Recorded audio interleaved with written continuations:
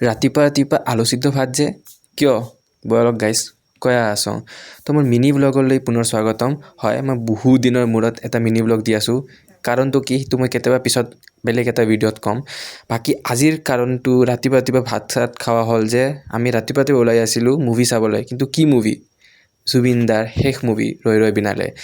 ফাৰ্ষ্টতো নোৱাৰিলোঁ কিন্তু first day চাম সেইটোৱে ভাবি কিনে মই ওলালোঁ আৰু মায়ে ক'লে যে ভাত খাই যা মায়ে ইমান বেছি একো নাবানালে সেইকাৰণে ময়ো বেছি ইমান জোৰ নিদিলোঁ আৰু আমি পটককৈ গাড়ীত উঠি কিনে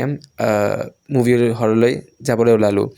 তো এয়া আমি যাই আছিলোঁ কাৰ লগত মই একলাই নহয় মোৰ লগত আছিল মোৰ ফ্ৰেণ্ড আৰু এয়া মোৰ ফ্ৰেণ্ড এটা ডায়লগ মাৰিলে শুনকচোন এই ডায়লগটা দিম মই আমাৰ জুবিন দাৰ ডায়লগ পলিটিক্স কৰি আলবাল হৈ গ'ল চলি সেইটোৱে আৰু তো সেয়াই আমি হাঁহি ধেমালি কৰি কিনে আহি পালোঁ চিনেমা হলৰ তাতে চিনেমা হলত সোমালোঁ চিটত বহিলোঁ চিনেমা হলত যাই কিনে মই এইটো এটা চবকে ক'ব বিচাৰোঁ যে আপোনালোকে যদি মুভিখন চাব যাই আছে তো প্লিজ